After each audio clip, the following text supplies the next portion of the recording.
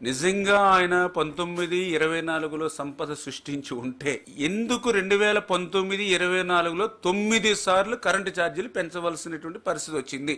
Direct question. ఎందుకు నేను ఈ మాట చెప్తున్నానంటే 2014లో రాష్ట్ర విభజన జరిగినటువంటి పరిస్థితుల్లో ఆ రోజు విద్యుత్తు లోటులో ఉంటే చంద్రబాబు నాయుడు గారు అధికారంలోకి వచ్చిన తర్వాత 14-19లో చంద్రబాబు నాయుడు గారు తీసుకున్నటువంటి నిర్ణయాలతోటి మిగులు విద్యుత్తుగా ఆ రోజు మేము 19కి మార్చి 5 సంవత్సరాల్లో మేము ఒక్క రూపాయి కూడా విద్యుత్ ఛార్జీలు పెంచకుండా ప్రజల మీద భారం వేయకుండా 24x7 ఆ రోజు మేము విద్యుత్తును అందించాం. మీకు తెలుసు, మాకు తెలుసు. మరి నువ్వు 19-24లో నువ్వు సంపద సృష్టించినట్లయితే మిగులు విద్యుత్ ఉన్నటువంటి రాష్ట్రాన్ని కూడా ఎందుకు మరి నువ్వు 9 సార్లు విద్యుత్ ఛార్జీలు పెంచావు? 9 సార్లు విద్యుత్ ఛార్జీలు పెంచడమే కాదు, ఏదైతే ట్రూ అప్ ఛార్జీలు గాని ఏదైతే సర్ ఛార్జీలు పేరు చెప్పి ఎందుకు నువ్వు 5 సంవత్సరాలు పేద తరగతి మధ్యతరగతి వర్గాలు నడ్డి విరిచావు? ఇది సెకండ్ క్వశ్చన్. థర్డ్, నువ్వు 19-24లో నువ్వు చేసినటువంటి పాపాలు ఏవైతే ఉన్నాయో ఈ రోజుకి కూడా, ఎందుకంటే మళ్ళీ ఇప్పుడు నువ్వు ఏదైతే డిస్కమ్స్ ఉన్నాయో మరి వాళ్ళకు కూడా నువ్వు పెట్టినటువంటి అప్పులు ఏదైతే దగ్గర 18,000 కోట్లు